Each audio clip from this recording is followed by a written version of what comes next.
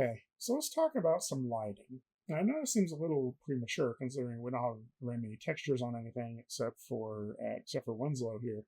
But I think that it'll allow us to be able to create materials with a better understanding of what they're going to look like if we already have some lighting in the scene.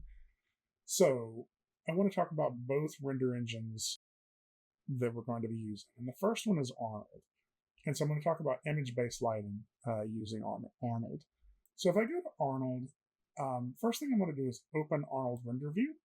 And Arnold's Render View works a little different than just the default Maya if I click this render button. But if I hit play on this, what it's going to do is start rendering. There it goes. And you'll notice this little number that counted off down there. That was it rendering in real time. And if I were to make any changes, it renders it again. Unfortunately, we can't see anything that it's rendering, right? And that's because we don't have any lights. So let me try to mount this somewhere where I can work with both at the same time. I'm going to go ahead and minimize this just to give us a little bit more room here. And what we're going to do is just add in a light here, right? And so for this to work in Arnold, we need to be using our Arnold lights right here. Now you will see, and under the rendering tab, there's this lighting and shading here. Where is that? Oh, I'm sorry. I'm thinking of as like create lights. And there are these lights. And some of these may work, but more than likely what we want to do is work with the Arnold default lights, because there are other render engines in Maya too that would use those types of lights. So finding them under Arnold lights, and let's start with something simple like an area light. Now an area light is think of it as like a plane, like a sheet of paper that is casting light. You can kind of see a little bit of that light happening over here. If I open up my attribute editor though, I can start tying those numbers up and start being able to see what is actually being illuminated. So I can either turn up intensity or exposure. They don't do exactly the same thing, but the result is pretty similar. So the other thing I can do is I can change the size of the light, and that will change how much light is being cast off of that surface, right? Or no, how much of the surface is illuminating. Because it's the same amount of light just coming off of a bigger surface. So let's crank this up to something crazy, like 10, just so we can see it a little bit better, right? And then I am actually going to pull this light back and maybe up, angle this down a little bit. And so we're starting to see this render here, and I can adjust this number maybe down a little bit so we can see it. And you'll see that as I tumble around, it's trying to render in real time. But, now this is kind of taxing on the computer. You may hear the jet engine kick in. But what we're seeing is a real-time example of how that light changes, right? And if I turn my exposure up just a little bit, I can see it in real time. And this is what will actually render. So what I'm seeing over here in my viewport in terms of lights, in terms of materials, I should never trust that what I see in the viewport is what is actually going to come out of the render. Because sometimes the thing we're asking it to do is not actually possible to show in the viewport, right? Some of this reflectivity, some of this interesting lighting, the soft lighting that's happening back here, some of that the viewport is not capable of, right? And so we should always be looking at the render, and as we tumble around, we can make subtle changes. So let's say I wanted to manually light this scene.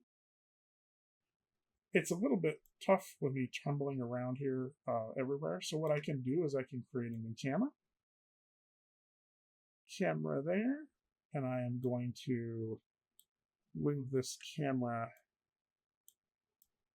over to sort of position it here, and then I can change which camera I'm rendering from here. And so now you'll see that wherever I put this camera, that's what it's going to be showing us, right? That means I can tumble around in here, and this one will still continue to update. And I want to go around just a little bit more, just so I can see what this scene is really going to look like.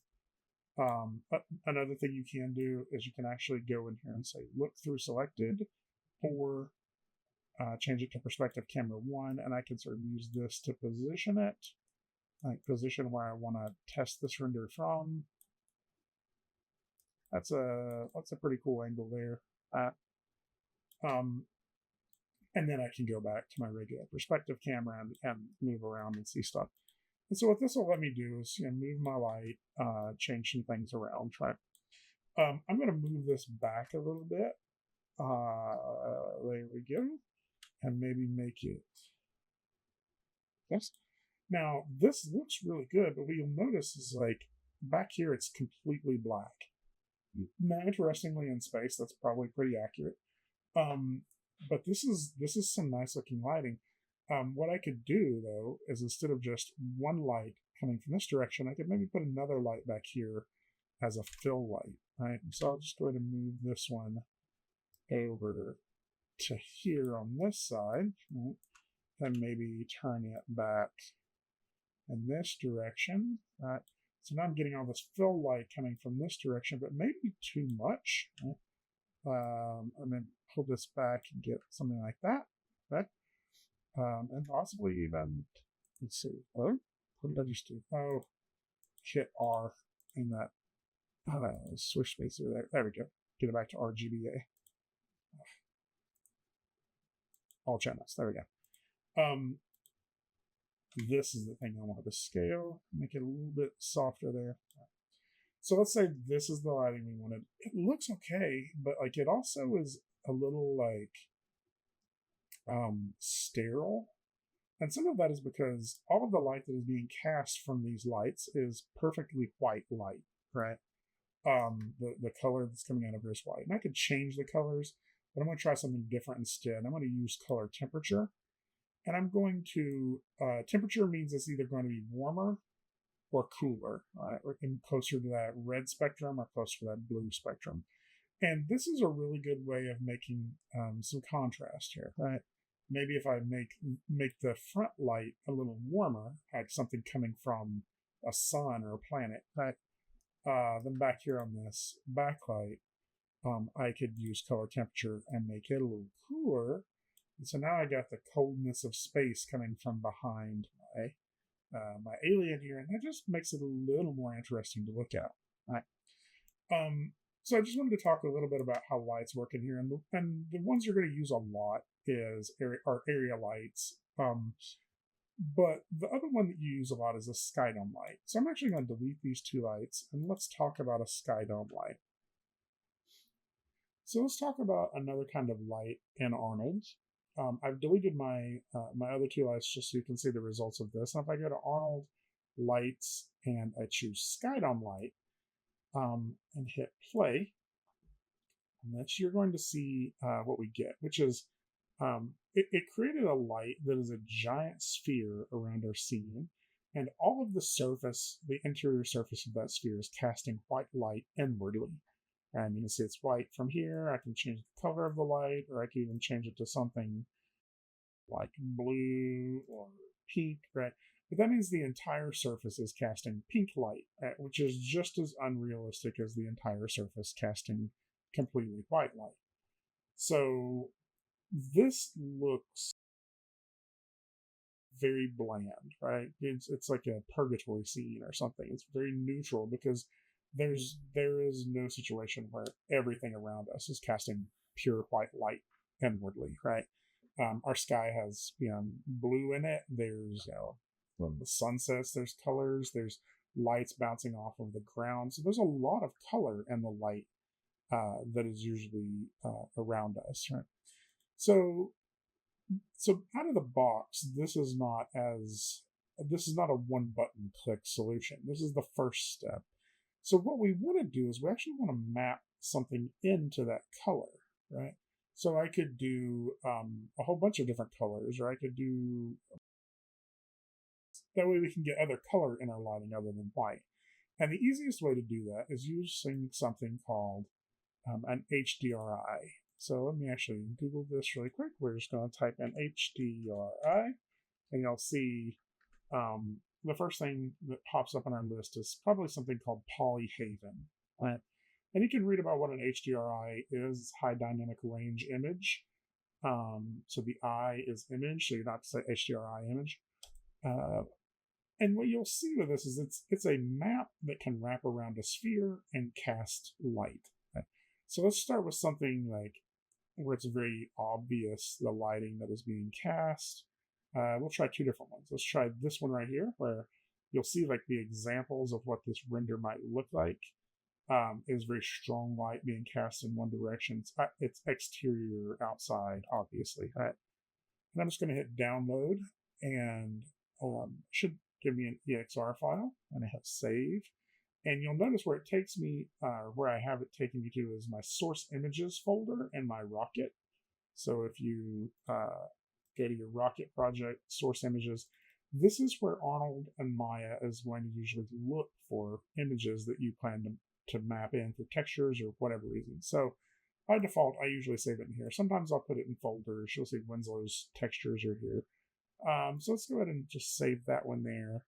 And then while we're at it, let's go ahead and get one more that's a little different from the lighting. Like how about this one right here? It's this interior church. Right? What is this? This got a lot of red in the scene, and we can just see what those two different things do to our scene. Right? I'll probably bring this back here in a second. So what I'm going to do is click on this little checkerboard right here, and it's going to pop open this. I'm going to choose File, and then I'm going to map in using this folder. Let's start with that red church. And what you'll see is it uses the lighting from that church to illuminate the scene. We get all of those reds. We get that warm lighting, bounce lighting that's coming through the windows. It's a very warm looking scene. Again, what I see here in my viewport gives me no real indication of what I'm going to see in my render. Let's try just switching this up. If I were to click this button here and try the sundowner overlook, this is going to be a completely different lighting result over here. And you see that's much more hard sun. If we look at where the sun is coming from, it's over in this direction. So I can select the sky dome, right, and actually rotate it to change where that light is coming from. So I have a little bit of control of that, right? Namely, though, what I have is I have all of this free bounce light that's happening in here. I'm not going to require you to make your scene in any specific place, but I kind of want mine to be a little bit more a space scene, like something on the moon, something on Mars, or something like that. And so that gives us a couple of different options, including the fact that NASA's been acquiring, creating, capturing lots of resources that you can use for free. You can use them for free because NASA is a federal organization. Taxpayers are funding this, so that means the results kind of belong to the taxpayers.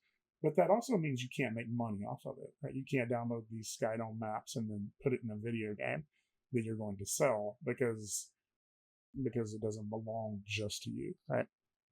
So we're going to hit download here. And I'm going to use this. This is a really high resolution version of our night sky. But look at the sizes we can get. We can get this like 4K print size, which that's cute, right? But a 4K EXR is much bigger, and it has a whole lot more information. So an EXR can contain a lot more lighting information. I'm going to go up to 8K EXR to give us some details here, but recognize you can go all the way up to 64K. I wouldn't for this project. Like, we're not getting that close to stuff. But let's just start off with the 8K. And probably the first thing you are going to recognize is that if you're standing in an empty field out in the forest somewhere at nighttime and there's no moon out, there's not a lot of light coming from that, right? So that's probably what we're going to get here too, right? And if I click on Star Map EXR, I'm not actually going to get a lot of light coming from my scene, right? But I will get some. You can see a little bit of this if I were to select my sky dome light and start turning up my exposure. You'll start seeing that like the really bright stars are starting to illuminate this a little bit. I would probably play with my exposure until I got it to somewhere that felt more realistic to me. Maybe something more like that. All right. And then I'm going to try to fill in the rest of this lighting with my with some area lights. And this is going to be very similar to what we had before, but I may just use this to decide how I want to show my scene. Maybe a little bit more front side here. This. Turn up my exposure on that light. I'm gonna go, let's say 7, maybe 8. If I switch this to my perspective view, I also want to be able to look around and see what that looks like. That's not lighting up a lot of it, right? So maybe I'll move this up and turn it up even brighter, something like 20. Oh, way too high. 12. There we go. To illuminate a little bit more of my planet around me here. Maybe. Yeah, I like that. Let's maybe do 11.5. There we go. And then I may use an additional light that I move over here. Make it a little lower. Like this. Right. And then I need to change that. I can play around with the temperature now, right? I can make this temperature warmer and this temperature, maybe turn down that exposure a little bit and make it cooler. Maybe even change the location of it a little bit. Right. So this lets me start building the scene that I want to have, right? And again, all of these are just lights that we can use within this. And turn down my exposure a smidge more. Yeah. And I possibly even try to find, like, there we go. If I got this nebula down here, can I rotate this in a way that I kind of see that behind us a little bit more, right? That's a little too much. Maybe something like that. Right. So all of this is, stuff we can use for free to get a little bit more of a realistic scene here.